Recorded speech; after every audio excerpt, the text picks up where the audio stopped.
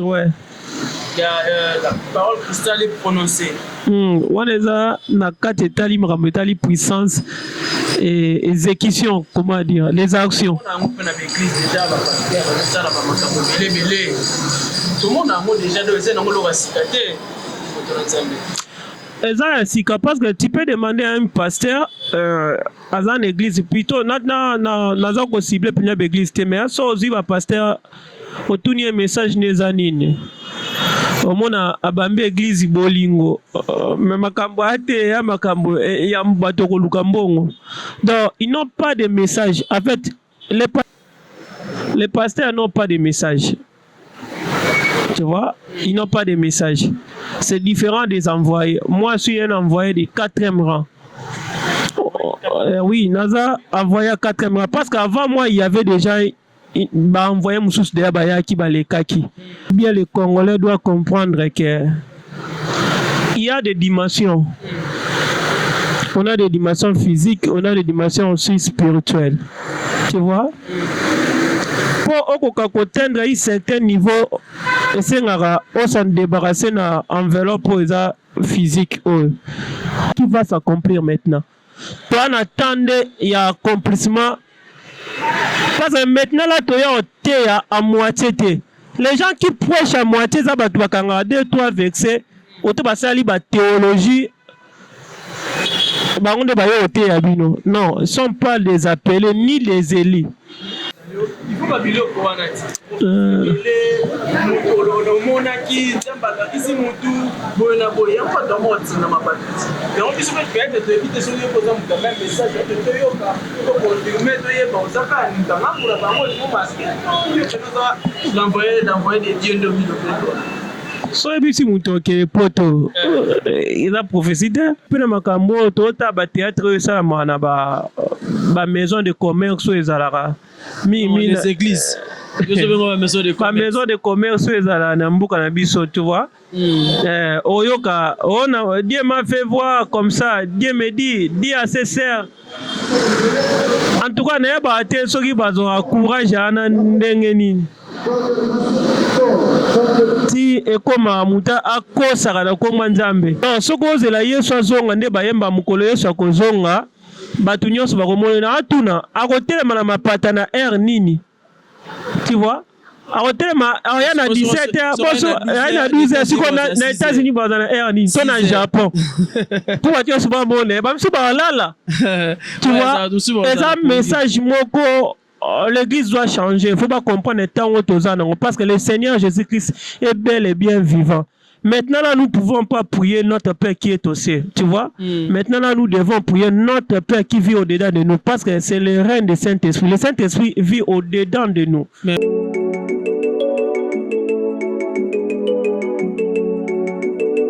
Authentique DJ made it.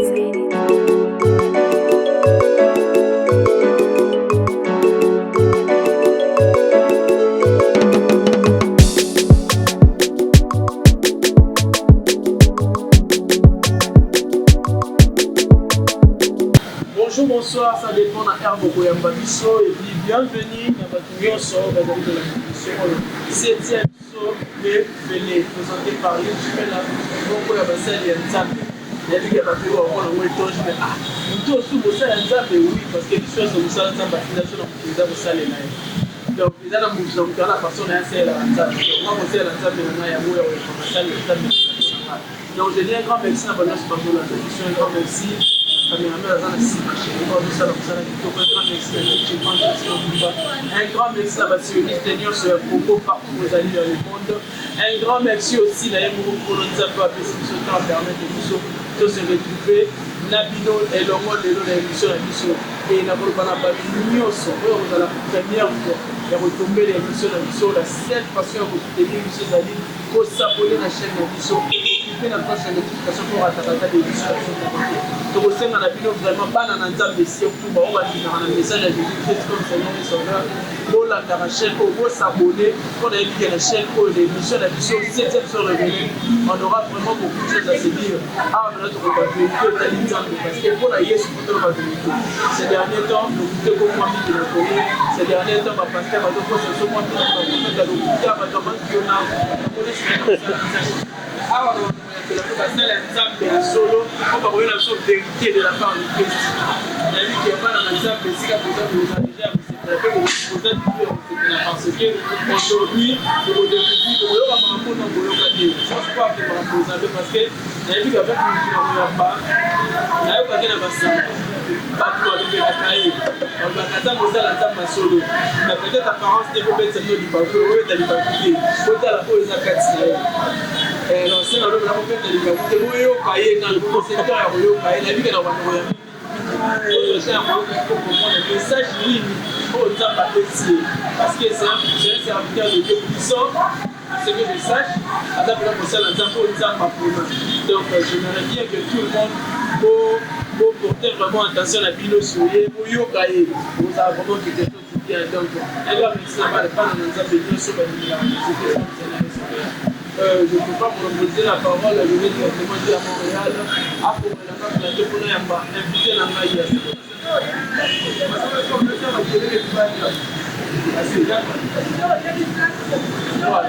Je suis avec le serviteur de Dieu. Bonjour, mon frère. Bonjour, papa journaliste. J'espère que ça va bien. Ouais, par la grâce de Dieu, tout va bien.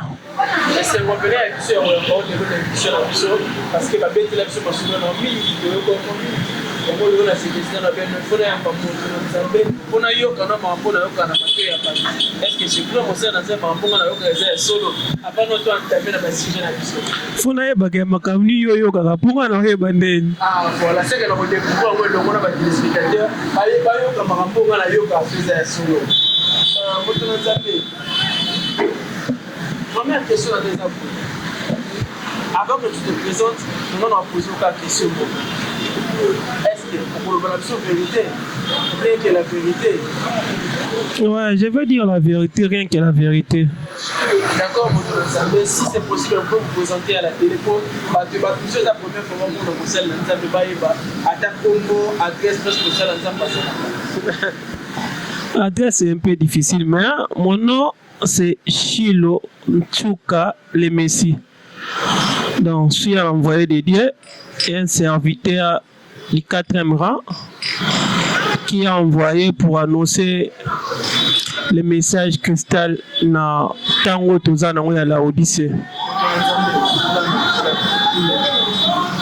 Pourquoi Chilo?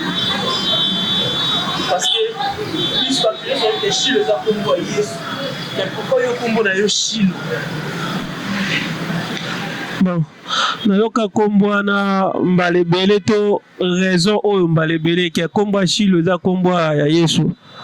Kombo Shilo c'est une promesse qui était adressée à autre peuple que peuple oyo ezali à Israël to ba Juif.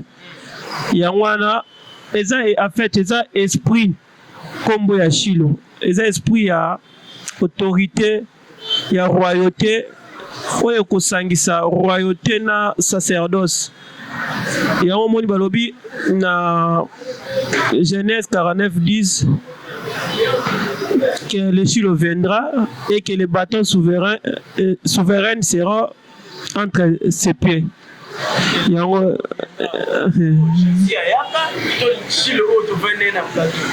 Shilo oeza parce que le Shilo viendra hors Israël. Si vous regardez bien, le bâton souverain ne s'éloignera pas de Juda jusqu'à ce qu'il y a un temps de remplacement et ce temps de remplacement il y a un autre siko.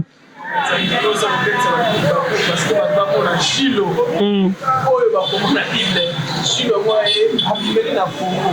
C'est-à-dire que Chilo, le Messie qui est Jésus-Christ de Nazareth. Maintenant, Chilo, on lui met la Congo. Quelqu'un peut expliquer, moi, clairement, tu connais ce que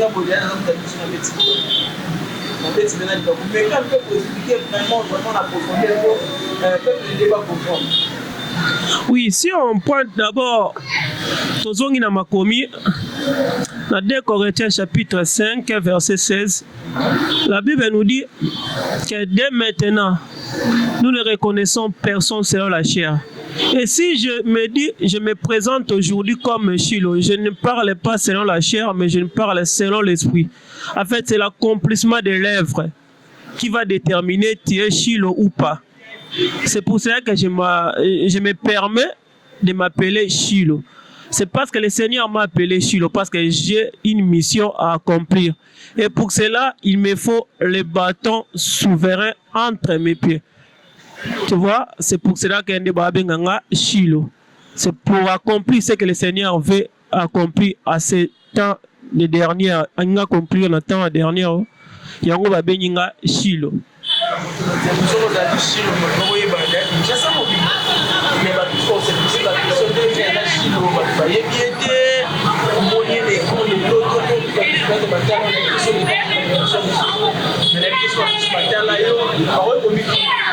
Message na yo ezali parce que yo ezali message qui est si problème la message que nous a bâti yo na scène depuis pas deuxième fois maintenant le message que le Seigneur doit envoyer na scène mon message en fait on a un message cristallisé. Mon message cristallisé. Message cristal, on a le bat. Message d'anglais trop différent na message autour les cas na ba c'est que passé déjà, on a envoyé passer parce que on est à renouvellement ya makambo susu. Et on va bien un message cristal est révélé. Message cristal est prononcé, message cristal écrit, et ça n'a pas dimension misato pour dire par message cristal il y a dimension misato moi parenthèse pour pas comprendre message cristal écrit et ça m'a commis au tout le monde a déjà au babi kolongolate ko baxate, c'est ce qui est déjà écrit. Là on peut pas ajouter, on peut pas aussi retirer quelque chose. Là, on voit la Torah ou bien on voit la Bible, tous ces récits religieux en passant, c'est un peu ça. Les messages écrits, cristallisés, écrits. Et message cristal révélé, c'est là où on est plus basé à ces derniers temps parce que c'est là où la révélation prend la place. Parce que la Bible dit les Écritures, il n'y a que l'Esprit qui vivifie. Or que maintenant, ça la berre parce que quand on a écrit sans pourtant basala na kati ya révélation. Or que la Bible déclare encore qu'un peuple qui marche sans révélation marche sans frein. Yango omoni babi mon peuple détruit par manque de connaissances. C'est pour cela nous le Seigneur nous a permis à cause grâce à kota na kati niveau ya révélation à travers son esprit. C'est pour ça que le message cristal est révélé. Alors, sauf aucun message cristal est prononcé. Là, on est en dehors des Écritures. C'est plus si l'ainsi dit l'Éternel que nous agissons maintenant. Là, c'est plus la force et la puissance. Tu vois, on a une différence dans ma caméra, tout ça, il y a une grande différence. Ouais. Il y a la parole cristal est prononcée. On est na kati etali makambo etali puissance et exécution, comment dire, les actions. On a l'église déjà la pasteur ça la makambo belé. Tout le monde a déjà deux ans on va citer. C'est parce que tu peux demander à un pasteur à une église plutôt na ko cible pour une église mais ça aussi va pasteur autour un message nezanine. Au mona abambi église bolingo mais makambo ate ya makambo ya mbato ko lukambongo. Donc ils n'ont pas de message. En fait, les pasteurs de Laodicée ou bien les temps autour de la Laodicée, ils n'ont pas de message fixe. Et c'est différent avec moi parce que moi je suis pas un pasteur d'abord. Les pasteurs n'ont pas de message. Tu vois, ils n'ont pas de message. C'est différent des envoyés. Moi je suis un envoyé de 4e rang. Oui, Naza envoyé à 4e rang. Parce qu'avant moi, il y avait déjà envoyé Moussous de Bayaki Balekaki. Et quand je parle de 4e rang, on parle sur le plan universel. Après les apôtres, les prophètes qui étaient Bayaki, il y a un dans le 4e. Je ne peux pas citer les noms, peut-être qu'il y a Coco Salisabiso, mais. Moi, je ne comprends pas. Mais dans nos zones, vous envoyé à 4e rang. J'ai vu que ça n'a pas envoyé Belé, Oyo, Nzambé à Tinda, la scène à Moï, les Africains, après tout le monde a Simon Kimbangu, tout le monde a. Donc, on attend après Jésus, tout le monde a pasteur Frère Branham.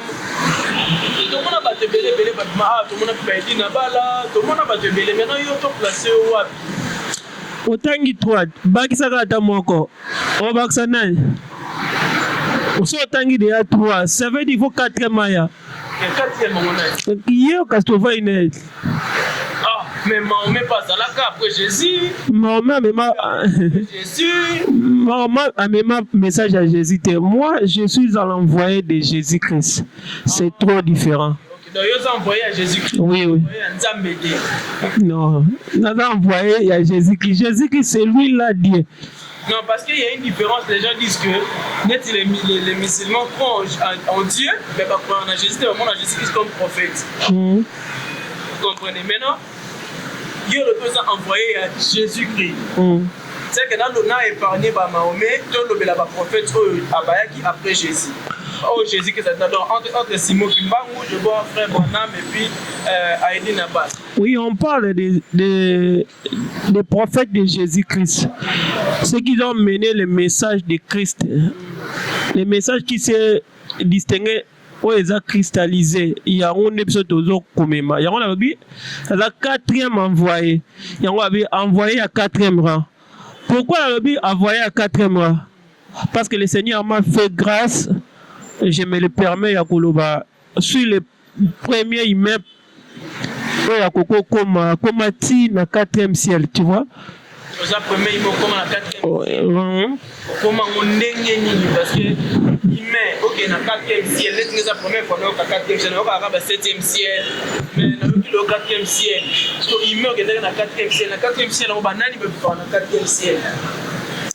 Bon, ce que j'ai vécu là-bas, c'est une dimension, comment pour faire comprendre la facilité, il y a une dimension surnaturelle. Parce que c'était pas cet corps physique, mais mon corps astral, et comme qui n'est si kawana. Ah, mais comment ça, il y a pas réponse là. Il y a pas attention, corps astral. Parce que tout le monde, il y a pas chrétien belé, non, ça va être astral. Maintenant, quand il y a le astral, moi, tu quand on classe au place, moi, c'est bon, bah, on permettre de classer le roi avatar, à mettre avatar pour des fois, on a vu Moussa Lanzam, mais des fois, on a eu le roi ici, on place au place, on a fils de l'homme Messiah, parce que tout le monde a pris un peu de langage, il y a un voyage astral, tout le monde. Malheureusement, Kota na bakazi toa boye, c'est trop différent. Allô, va bien. Parmi tous les gens qui ont été cités, namoni mutu moko tamema komba Yesu, tu vois, c'est trop différent.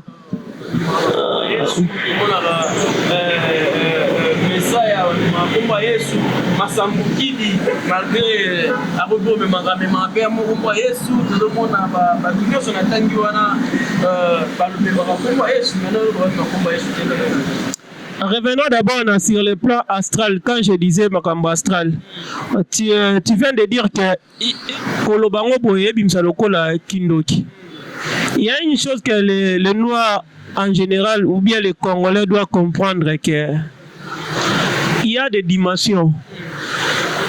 On a des dimensions physiques, on a des dimensions aussi spirituelles. Tu vois? Pour atteindre un certain niveau, on s'en débarrasser de l'enveloppe physique. Peut-être que la ligne est dans la zone Oh mutakoko kenende koko za la différent. Tona exécution oya ko sala na pratique ndeza différent. Mais yo mo peso ko lali au sala voyage astral to obimara to ko mara esika mususu. Parce que ça déplacement de ya âme, tu vois. To sala rango atana ndoto. So lali au mona ndetu au vivre et eloko mususu, histoire mususu. Nakata ndoto koko devu place mona komate, na ebite sona ekomela ote. Attention vandi au mona ndete loko moko e salama ndeti déjà salama. Tout ça. Ça déjà va déplacement. Donc pour entrer dans la profondeur il y a sujet wana eneze loko mususu. Mais pour dire que naza lokola songolo takala non. On se définit par rapport à appel. Non alliance. Moi je m'attache à mon appel et je m'attache à une alliance nangai. C'est lui qui m'a appelé, c'est lui qui m'a établi, c'est lui qui m'a mandaté. C'est Jésus-Christ. C'est pour cela que je me permets de citer son nom. C'est lui mon maître, c'est lui mon guide. En dehors de ça, au monde en latin, dans un livre, chapelet, non. Tu vois, on est trop différents. Parlant de ça, comment on y va gérer un message aux autres ça les moi pas si bon parce que c'est Jésus-Christ qui t'a envoyé, mais toi c'est l'assumation dans la Bible. Parce que quand on voit un homme de Dieu, tout le monde a souvent la Bible, les autres font ça va vexer. Fondement la Bible sur un moment, vous êtes là, vous parlez des choses, peut-être la Bible, maintenant, il y a et vous vous repérez sur quoi? Parce que la Bible est référence là-bas. Maintenant, vous vous repérez sur quoi?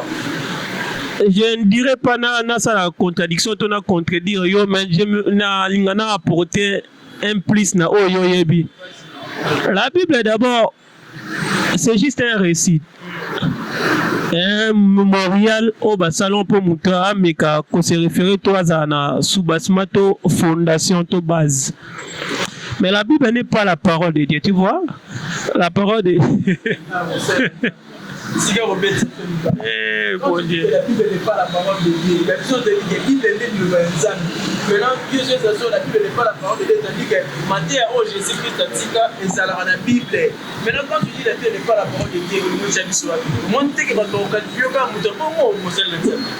on qualifie d'un problème, même Jésus lui-même a été qualifié, non?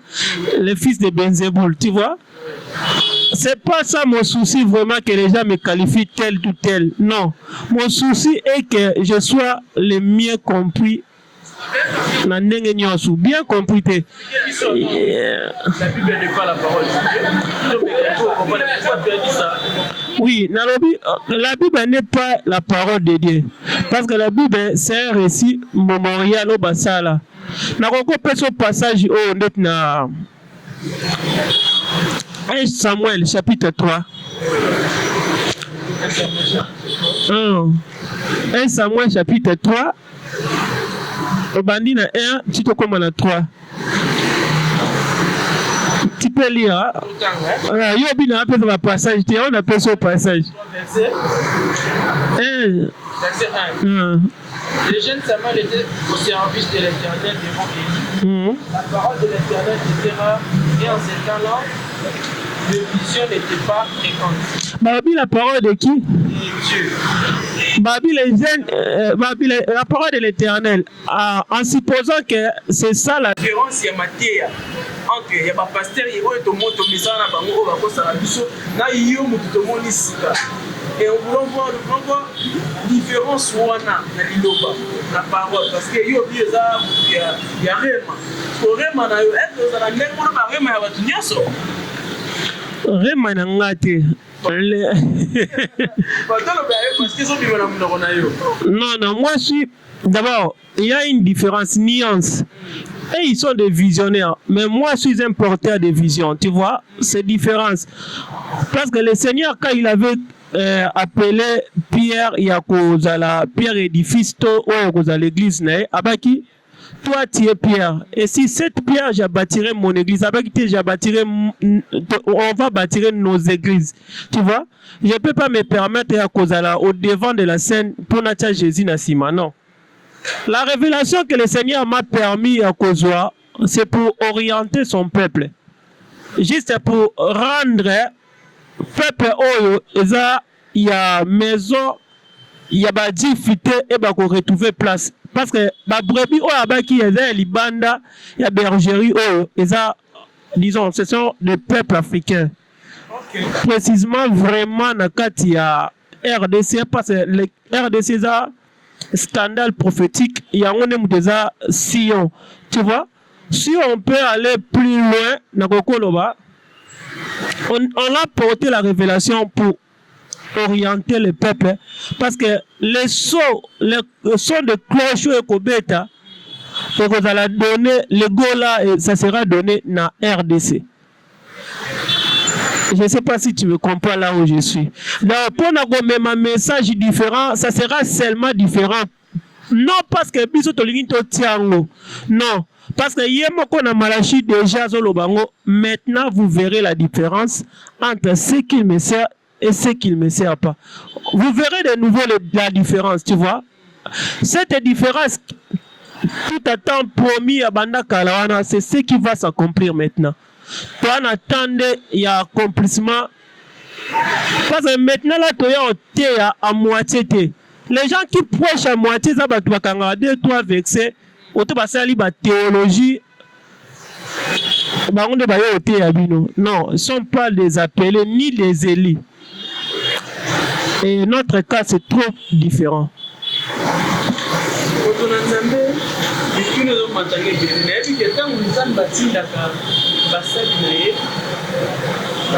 Message qu'on appelle d'abord pour mboka oyo azali parce que tomona ba prophète ebele bazalaki mwana yake ya Israël nzambe ayebisi wana chamana ya Israël maintenant message na yo mpona mboka na biso nzambe ayebisi yo nini mpona mboka na biso parce que mboka oyo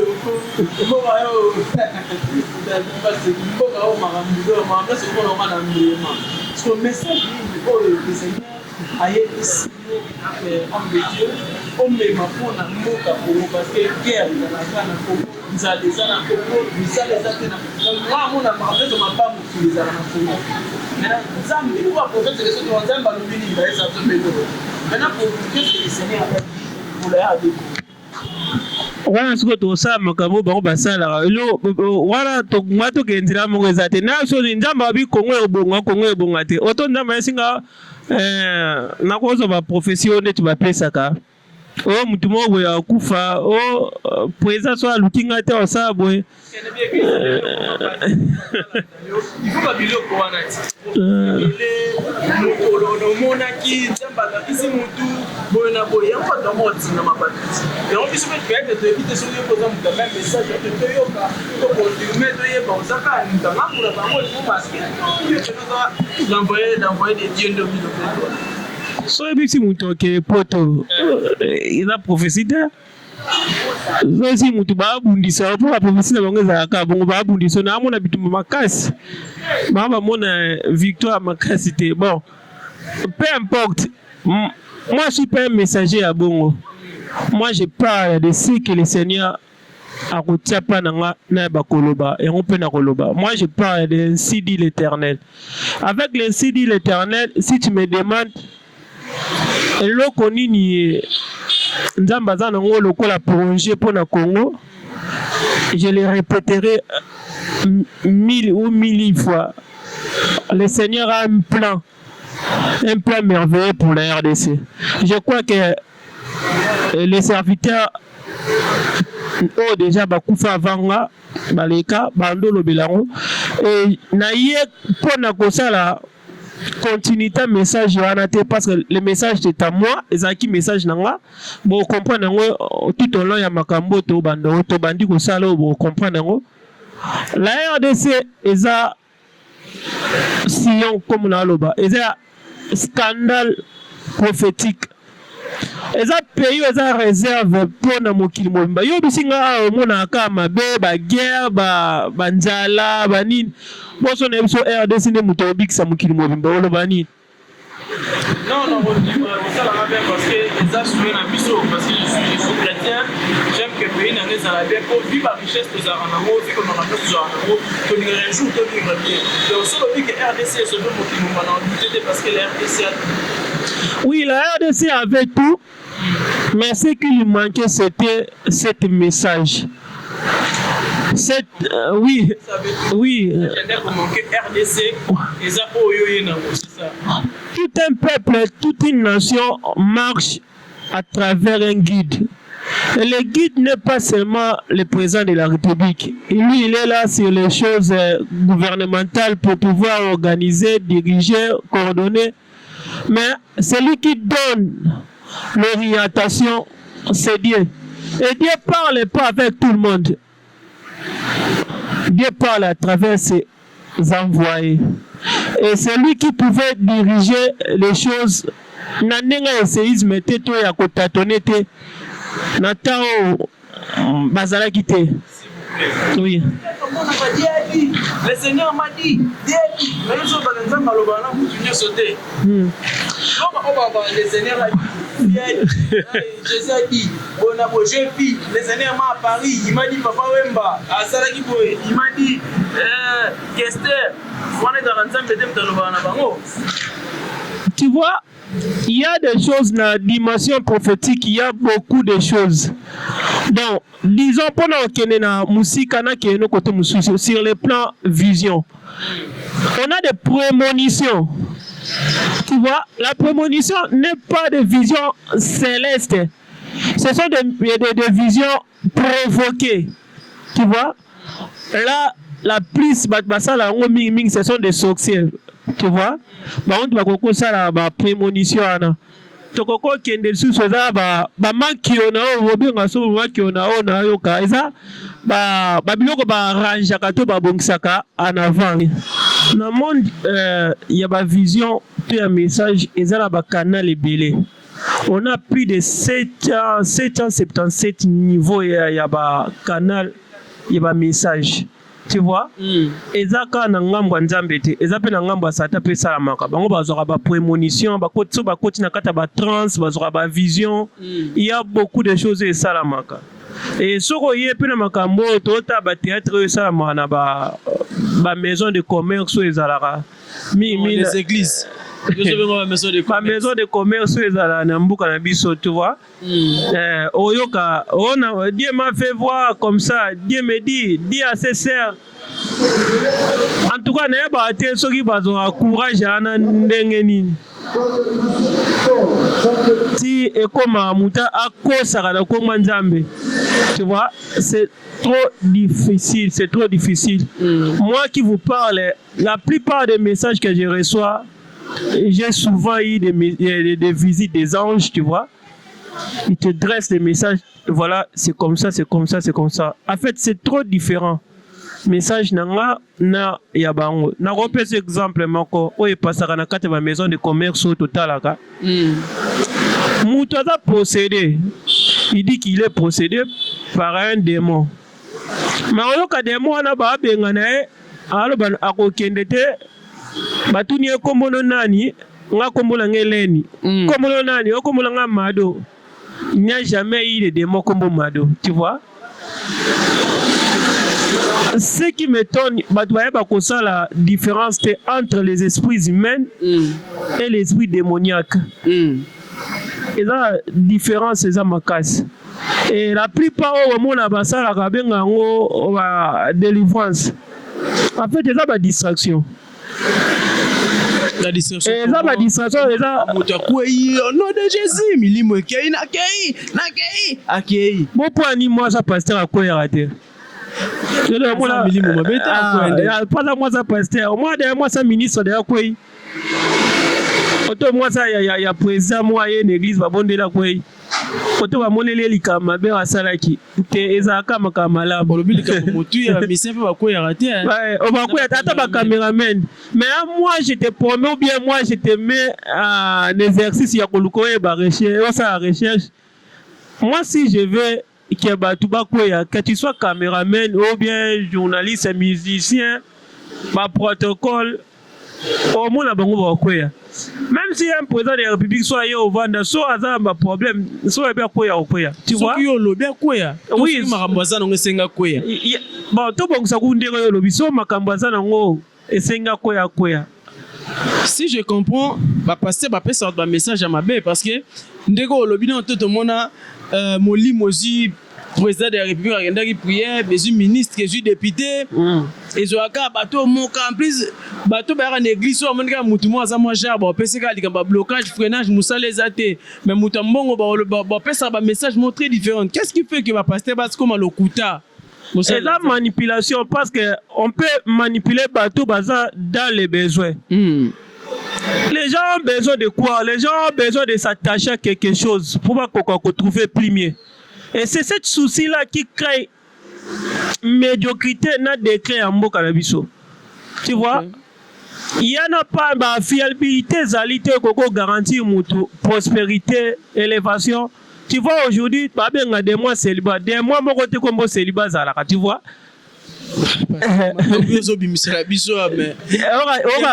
Des mois célibat, non, non, non.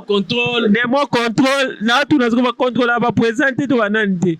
Donc, makambwana ezaka sotali mingi ezaka ba classe moyenne ne makambwana mingi ya kokomela bango. Parce que sotali ne église eza évoluer tout ba mbongo ko retrouver makambwana te, tu vois? Il y a beaucoup de choses qui c'est vraiment changement et transformation parce que le Congo a besoin d'un savoir-faire mususu. Je disais tantôt, le plus grand chantier n'était pas Yakotonga route. Le plus grand chantier c'était Yakoev Sabato, Tolingamboka, non. Le problème congolais, c'est d'abord la mentalité. Si on arrive à changer la mentalité des gens, on pourra faire développer ce pays. Et le Seigneur nous a envoyés pour aider les gens qui dirigent à pouvoir amener ces peuples au bon port.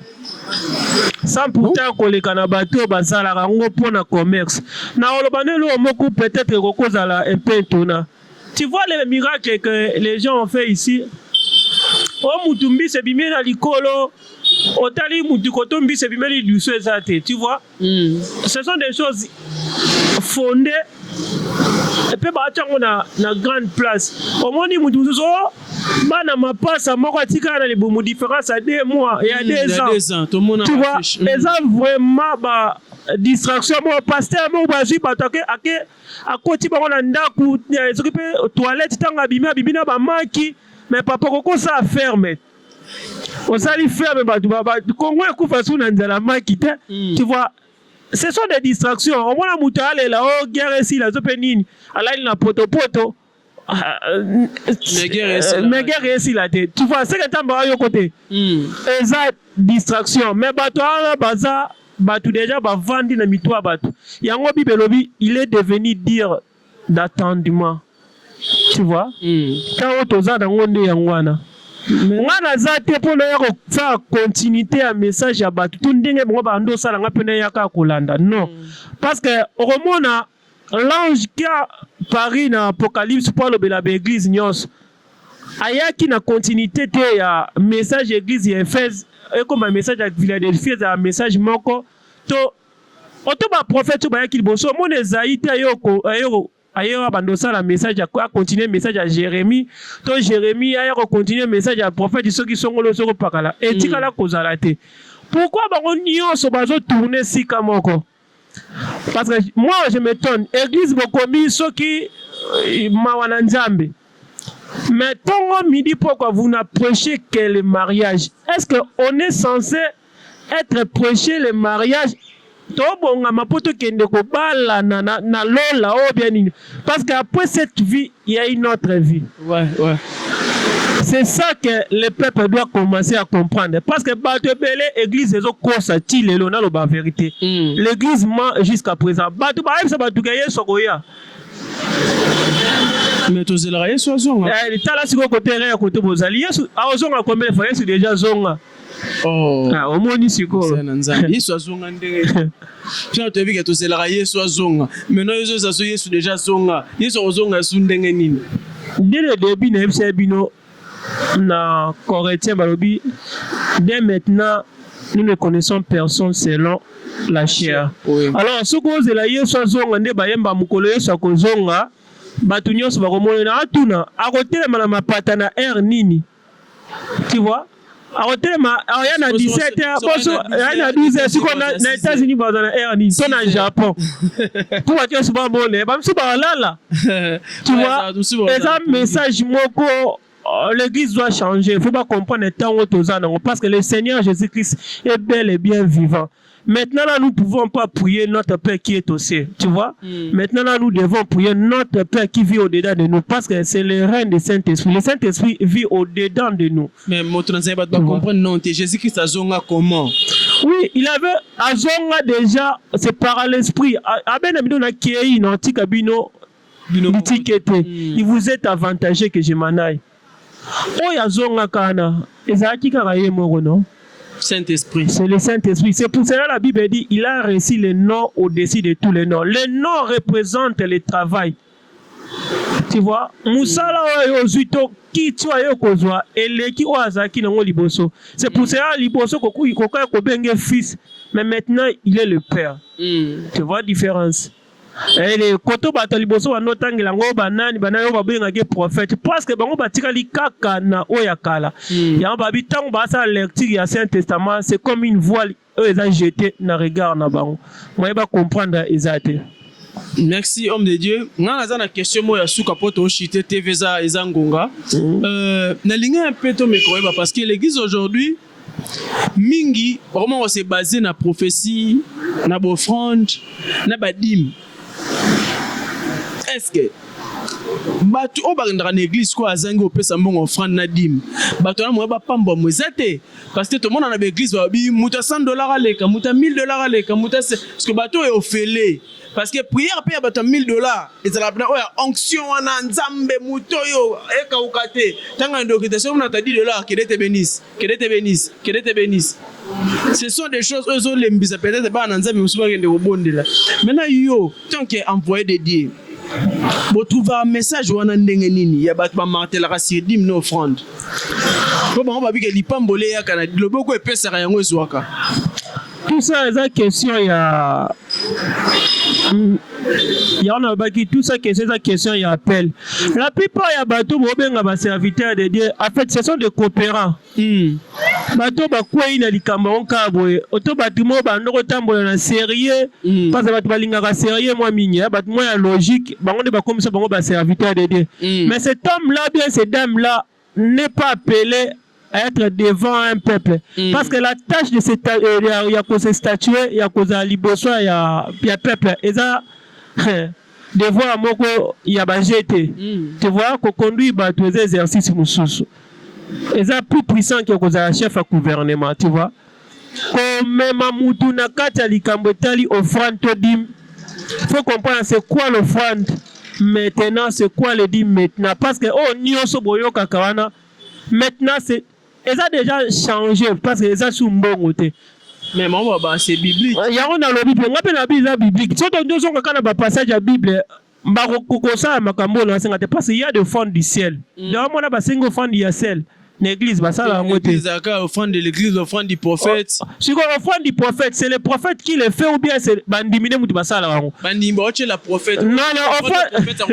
Au moins c'est une contradiction na ba kambo ça la maison yango parce que le fond du prophète c'est le prophète qui le fait.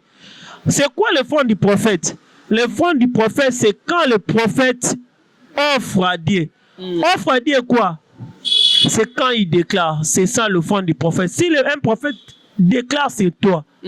C'est ça le fond du prophète. Ça n'a rien à voir avec le matériel, ça n'a rien à voir avec le physique. C'est là, qu'est-ce que vous, Oligo Epsabisouane, qu'est-ce que vous voulez dire aujourd'hui? Oui, je voulais dire à Batou. Une question par rapport à Batou, nous parlons d'Arocha, ma bonzala va passer de ma martelera sur la dîme. Il y a un anobit. Les écritures tirent. Ce qu'on comprend, on va écouter bien, on reçoit plus révélation. Parce que ce qui est dans Acte 17, il n'est pas servi par les mains humaines. Qui aime ta salam mukili na biloko nyonso za pour ça ba mutu apese loko. Ça veut dire quoi? To pese sans fronter. Kosomba kiti une église toko tonga ndako ndako nzambe to benga onde bino obenga ngo. engelakisa te wana eza ofrandi to eza dime na kamwa mama mukomo we mama mwaye o papa na yo opesa action de grâce siko action de grâce ayo opesa nga afongoli enveloppe mobo ya kaki na mama yo kotisi action de grâce ndenge nini ponga meka kotiangwa ta na kati ya carton congélateur na somba mais simba te action de grâce parce que babi ato soko lingo ok là la faute opesa action de grâce soko lingo se réveiller pour opesa action de grâce siko okotsa na kati ni ndenge nini tu vois ce sont des symboles ces symboles là ne se définit pas seulement à l'argent, tu vois. Parce qu'à une époque, il y avait ma bouc, ma no pesa ba taba, ma no pesa ba pigeon. C'est comme ça qu'on appelle un pigeon à l'inglaterre. Tu vois. Ma no pesa ba offrande. Tout le monde a Samuel. Ba offrir pendant mais pour maman net.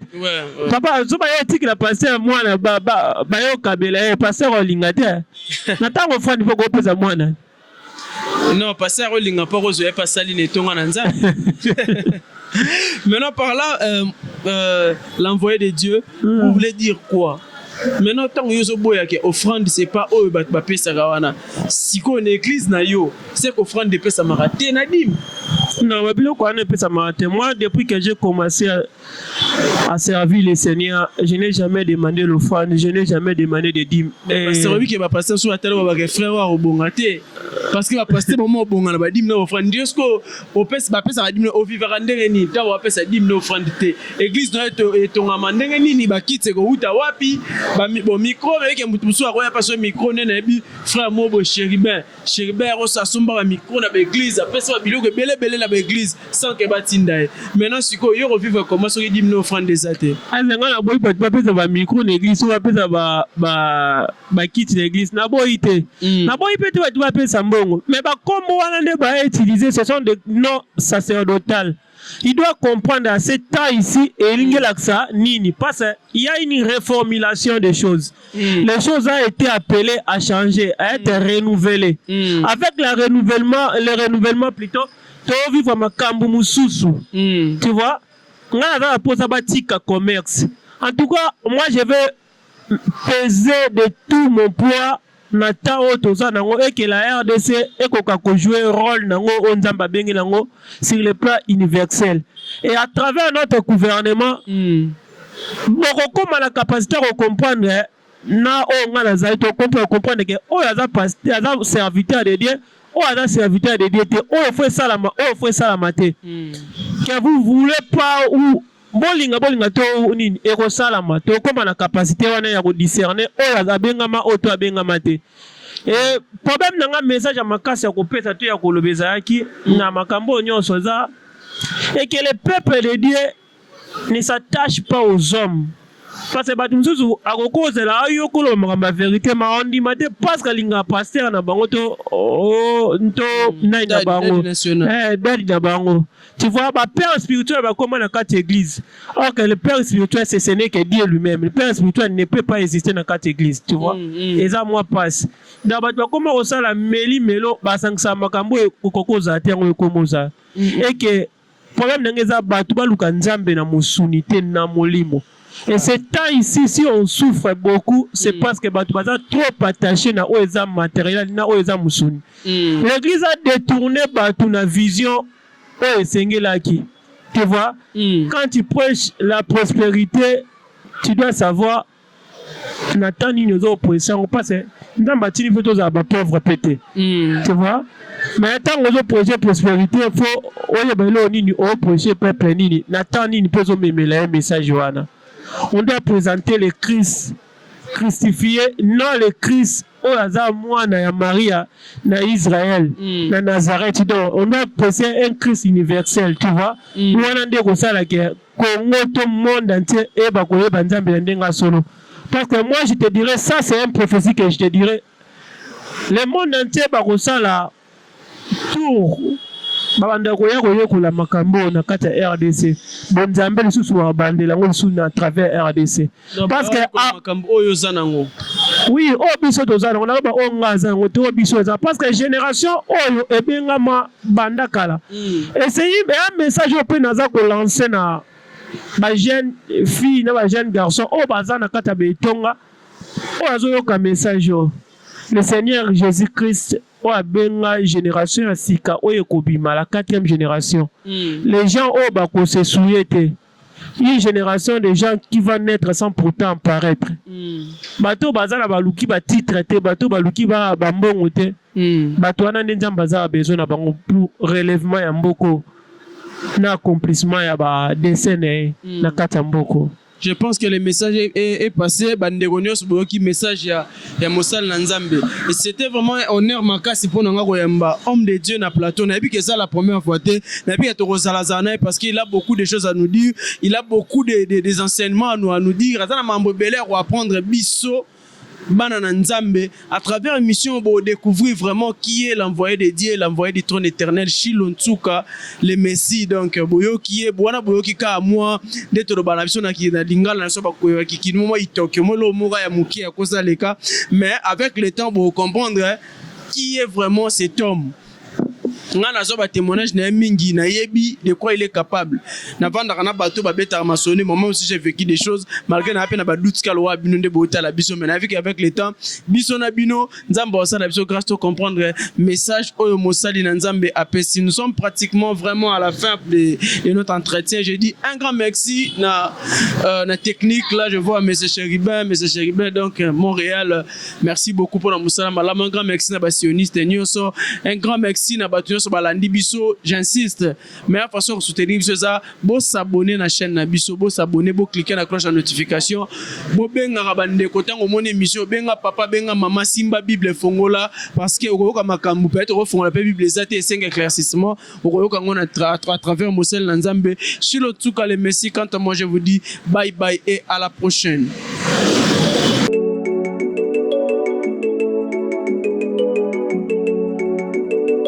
Authentique DJ made it.